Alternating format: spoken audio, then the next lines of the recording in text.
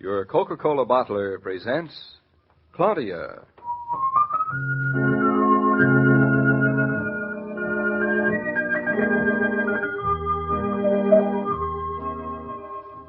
Claudia, based on the famous play and novels by Rose Franken. Brought to you transcribed Monday through Friday by your friendly neighbor who bottles Coca-Cola. Relax, and while you're listening, refresh yourself. Have a Coke.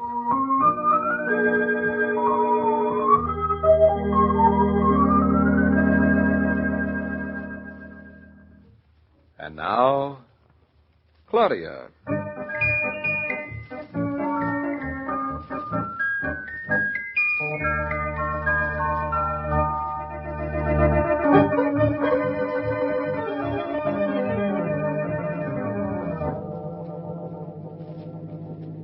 Now, David, now stop looking as if your face had been carved out of the side of a mountain. David, do you hear me? Or does driving make you deaf? How would you like me to look? Well, You seem to forget that we're on our way to court, that I'm to miss a whole day at the office because you refuse to obey a sign that says no U-turn. But I'll probably have to bail you out. Well, after all, it's not every man whose wife gets a summons for making a U-turn when she shouldn't. It certainly isn't. It's not every man who has the satisfaction of saying, I told you so. And it's not every man who has the pleasure of seeing his wife tried in a court of law. Why should you be overjoyed? What's it like, What? going to court? Oh, you've been to the movies, haven't you? Court is a very serious, sober, strict matter. Oh, I feel excited and impatient. Drive faster. One offender in the family is enough, thank you. The closer we get, the more I feel like Joan of Arc. Then we'd better stop right now. What do you mean? Joan of Arc was not a criminal. Am I? Oh, darling, you've never called me a criminal before. Well, different situations call for different names. No, seriously, now what's it going to be like? Can't you wait and see? Well, you drive so slow, David. Well, in the first place, you're going to be asked to tell the truth, the whole truth, and nothing but the truth. I always tell the truth. The whole truth? Well, when it's not important. And in the second place, you will be not allowed to speak except when you're spoken to. Oh, just like at home when you're working. I know, yes. In the third place... Yes, go on. Well, you'll see for yourself. Oh, I see. I get no third place. David, we're almost to the courthouse. Yeah, you just can't wait to be the center of attention, can you? The actress in me. Well, have you got your license with you, Betty Grable? I have got nice legs, haven't I? I always thought so. It's in my pocketbook. My licenses, I mean. Well, my seams are straight. But I have my story straight, that I'm sure. Your story? I just told you you're supposed to tell the truth. Oh, well, my story's mostly the truth. Honestly. Well, you just stick to what happens. You'll be all right. You'll only get in trouble if you start embroidering or inventing. Now, David, you won't leave me, will you? No, I won't leave you. Won't be any fun if you did. Well, it's not supposed to be fun, even if I didn't. I know, but I can't help myself. I mean, I'm starting to get nervous, I think. Good. What's good about it? If you get nervous enough, you'll start realizing that this is a serious matter. As a matter of fact, I could have gotten you out of the whole thing without this business of going to court. But I didn't because I thought it'd be good for you. It might make a citizen out of you. David, I am a citizen ever since the day I was born. Well, you'd never know it the way you drive a car. Must we always go back to the way I drive a car? At least for the next little while, we must. Well, we're there. There's the courthouse. Oof. It's so cold and so righteous. David, please smile as if you meant it. Don't be stuffy just because you're right for once and the court's on your side.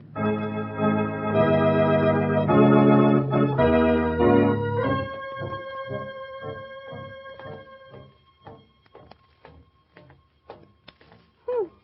32 steps up to the courthouse. I wonder why 32.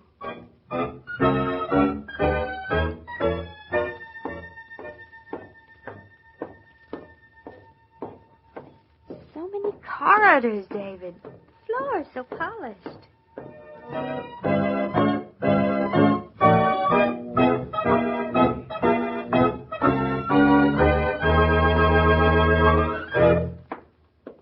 Through that big door, David? Mm-hmm. Go on in. Well, I don't like the way it looks. What looks? The court. Well, I'll tell them to get a new interior decorator.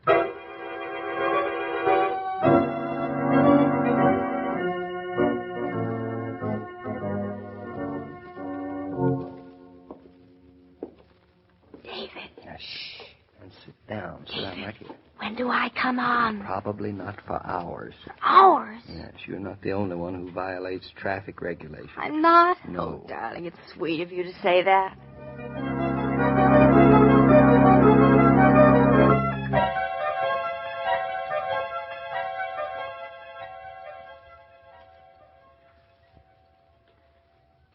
David, we've been here hours and hours. According to the laws of the state of Connecticut, Claudia, this is a court of law. You're supposed to be quiet. I'm not talking. You're the one who's talking while the judge And therefore fines him I've $20. been quiet. Why do they call us there at 10 o'clock if they don't want us till 12? They'll get around to you. Well, I don't like to be kept waiting. And I've half a mind to tell them so, Or too. just save it until you're in the witness box. I will. I'll tell them. Why, you're a busy man. You can't sit here all day pretending you're not an architect. Hey, look, there's the policeman who arrested me. He did not arrest you. Well, might have been simpler if he had. Yes, it might at that. Shh, be quiet or I'll wring your neck. Claudia Brown Naughton. David, is that me? Well, the name is familiar. Claudia Brown Naughton is me. Is I. It's I. Take a stand. Yes, sir. Yes, Judge. You call him Your Honor. Thanks for reminding me, David. Do I look all right? Yeah, you're fine. Now get up there. Go on. Do I need powder? No, you don't need any powder. Go on. Look even. All right. A little on your nose Oh, then. dear, I knew I should have brought some with me. Now get up there or you'll be fined twice as much in absentia. Where's that? Oh, well, tell me later, darling. David, now keep your fingers crossed. Goodbye. I love you. Stop looking so pale. It's going to be fine. Claudia Brown Naughton. Coming, Your Honor. Take the stand. Put your hand in the Bible and repeat after me. Will you swear to tell the truth, the whole truth, nothing but the truth, so help you God? I swear. Sit. Officer John McCarnahan reports that you admitted to making a U-turn on an avenue where signs expressly forbid it. You admit the same? Kindly repeat the question, Your Honor. No question. Statement of fact, uncontested. Fine, $3. Wait a minute, Your Honor. I haven't said anything yet. Evidence is sufficient. U-turn on Cedar Avenue. Fine, $3.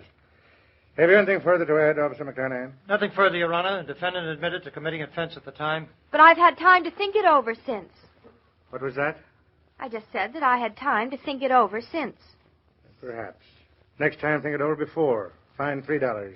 For the clerk your license. But, Your Honor, can't I have a chance to explain? Nothing to explain, nothing at all. But what if I weren't making a U-turn? Then you would have been going in the other direction. No, what I mean is, what if I had been going in the opposite direction without making a U-turn? It's impossible. You'd still be going in the original direction. Look, if you'll give me a chance to explain, I can... Your Honor, there's nothing to explain. The defendant admitted that she had made a U-turn in Cedar Avenue. When I got there, she had just finished driving into the rear left fender of another person's car. He drove into me. Did the injured prefer charges? Well, I was injured, too. My fender was. He did not prefer charges. Well, he preferred not to. I'm sorry, I didn't mean to pun. And any information concerning the collision of the two vehicles, no matter whose responsibility, is declared by this court to be irrelevant, immaterial, and of no consequence. Oh, thank you, Your Honor. Now, about the U-turn. There seems to be no argument, young lady, about the fact that you made a U-turn. Well, I'd just like to ask you a question, Your Honor. May I? Go ahead. Now, if I hadn't been making a U-turn, if I happened to be on the other side of the street, going in the opposite direction to which I had been going, would that be an offense? Well, I don't follow quite exactly. Well, what I mean is that if I had landed on the wrong side of the street trying to back up into a parking space, I'm not a very good parker, although I've had my license for a year and I've never had a ticket. But what if I had been parking and in backing up, I'd swung out and looked as if I'd been making a U-turn? Then what? Well, what you're saying isn't quite clear, young woman. Were you backing into a parking space? Is that it? Well, what if I had been? Well, if you had been, you wouldn't have been making a U-turn, would you? No, I guess I wouldn't, would I? Well, then I wouldn't have to pay a fine, would I? There'd be some doubt. Then what are we going to do about this? Officer McCarnahan, what have you to say? It beats me, Your Honor. It looked like a U-turn to me, and at the time when I said to the young lady... Your Honor, could I please... No, not another word. I haven't figured the first part yet. Well, it's perfectly simple, Your Honor. If I were going straight ahead and then turned my wheel to the right... To the right? Oh, no, I'm sorry. To the left, Your Honor. Yes, To the left. Yes. Well, anyway, so I turn my wheel, and it starts to look as if I were going to turn. But But? I'm not. Unless, of course, Did I say I turned to the left? Are you now going in the opposite direction? To what? To what you were... Your Honor, if I may... Yes? You may not. Sentence suspended. Suspended? With no fine. And the court recommends that the defendant practice backing into a parking space in private and commit any other traffic violations she desires in a county under the jurisdiction of another court. But, Your Honor... Next case. Oh, thank you, Your Honor.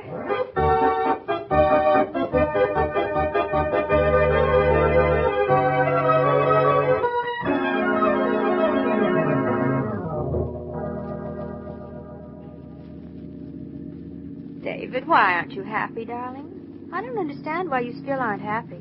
You disgraced me. I did not. I saved you $3. You deserve to be fined 20. I never said I made a U-turn. I never said it. I didn't lie. If I'd been the judge, I'd have fined you 20 for contempt of court. I didn't say one nasty thing about the court or anybody else for that matter. I think you'd be ashamed. I'm not. David, you're going to chew off the end of your pipe looking that way.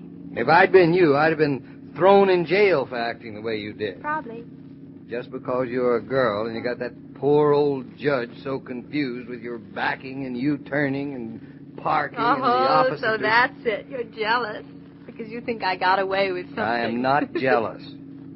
I just want you to learn your lesson for once. I just think you'd be grateful that I don't take the law lying down. After all, it's a democracy. And if the judge saw fit, I must be innocent. Well, he doesn't know you as well as I do. You were guilty. You owe that court $3. Would you have paid it? Gladly. Well, then give it to me and we'll all be even. What? Men certainly are queer.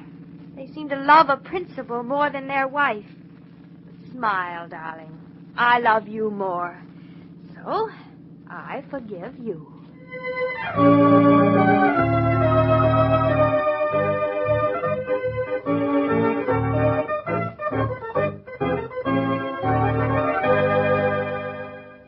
The parts of Claudia and David on this program were played by Catherine Bard and Paul Crabtree.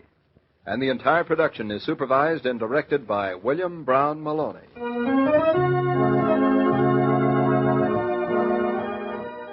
The bright, friendly red cooler that offers you ice-cold Coca-Cola in shops and amusement places and service stations is a pleasant haven when you seek the pause that refreshes. You can have a private cooler, a white cooler at home, simply by keeping the family refrigerator well supplied with Coke. Then anyone in the house can be refreshed any time of the day.